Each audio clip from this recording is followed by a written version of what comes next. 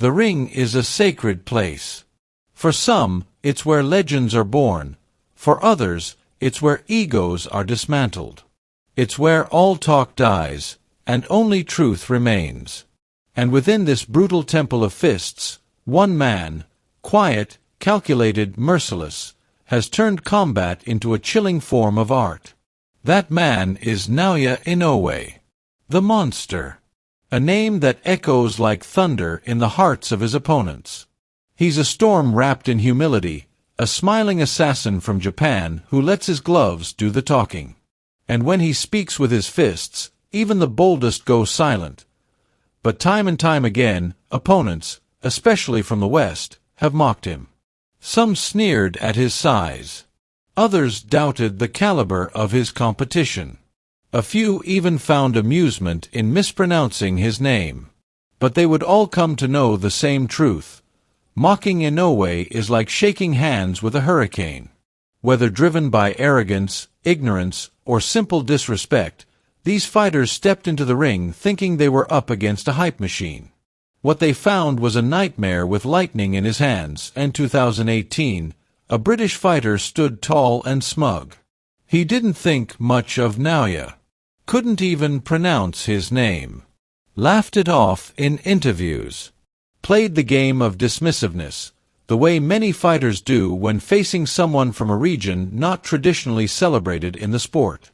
He acted as if Inoue's 5-letter name was too exotic for his tongue. But within minutes of their bout, that same tongue was tasting blood. The 6-foot Brit tried to keep the distance with his jab, using his reach to maintain control. But what he didn't understand was that Inoue didn't care about inches or strategy if you gave him a second to close the gap. The monster quickly began finding angles, slipping punches, and connecting cleanly. It was precision over posture. Within a round, the Brit's confidence turned into concern. Each time Inoue landed, it was as if he was chiseling through stone. The first knockdown came like a flash, an overwhelming combination that crumpled the taller man like paper in the wind. Then came the second, and with it, a sense of inevitability. The British fighter, who couldn't pronounce Inoue's name, now couldn't forget it. He didn't just learn it. He felt every letter etched into his ribs, jaw, and pride.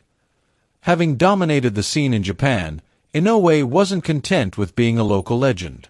He took his talent to the global stage, making his American TV debut.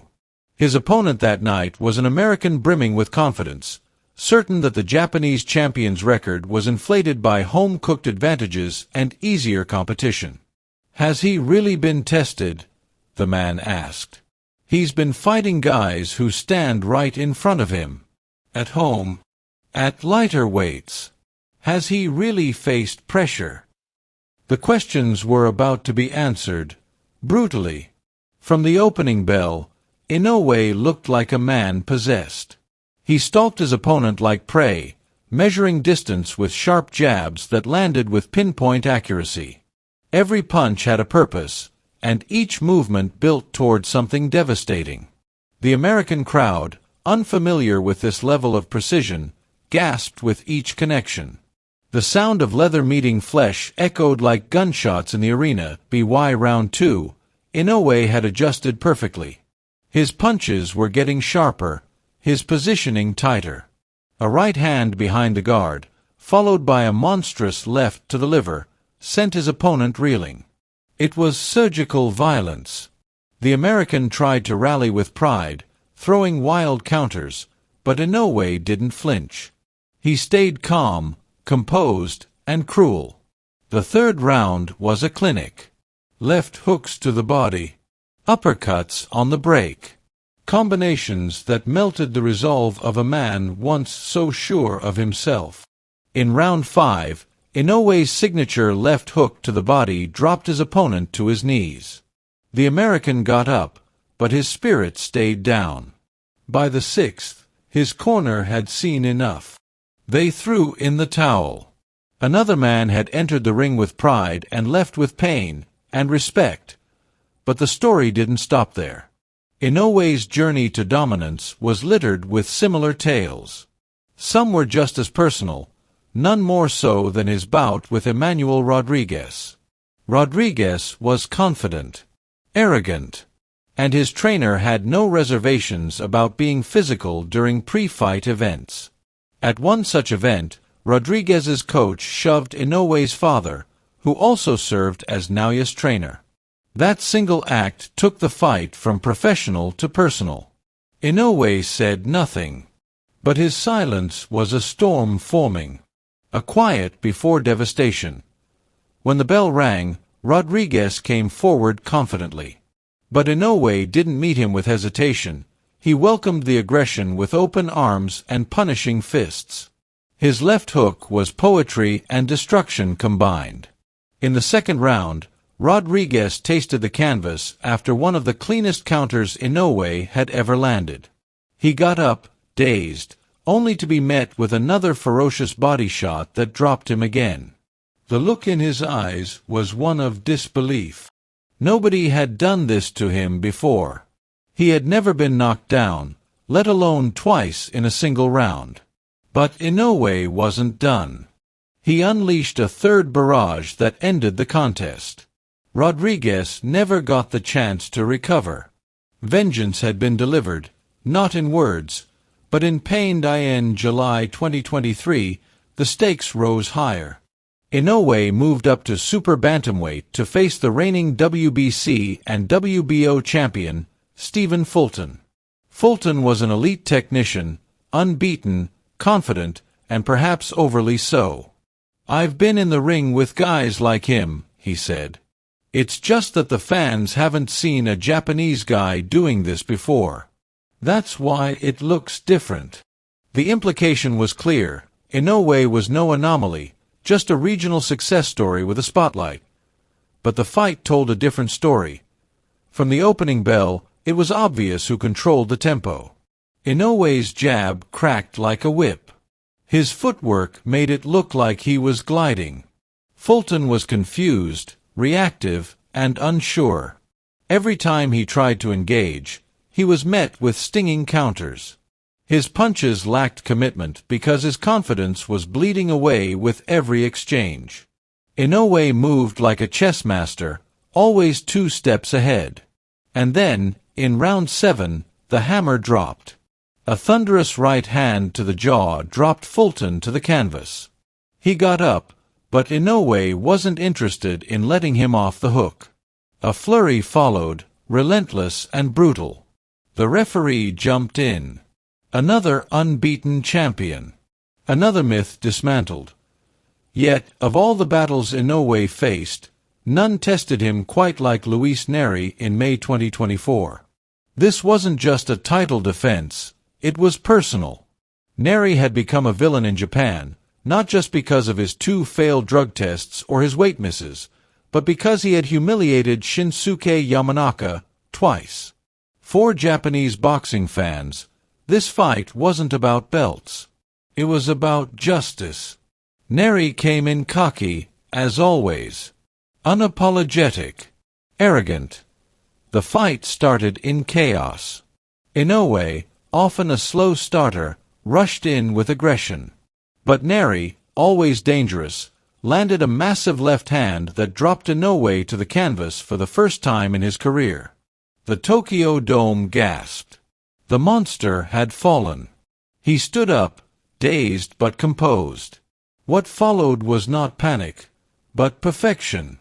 In round 2, he fired back with jab after jab, each one snapping Nery's head back like a flag in the wind.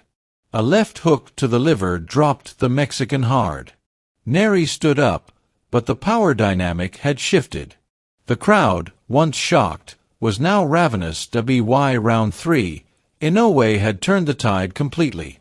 He picked Nery apart with sniper precision. His body shots came in combinations, one after another, like drumbeats announcing a war. By the 5th round, Inoue landed another massive shot that floored Nery again. The Mexican rose, but his legs betrayed him. Inoue didn't rush. He calculated, measured, and when the time was right, In the sixth, he landed a monstrous uppercut followed by a straight right that ended the fight. The crowd exploded.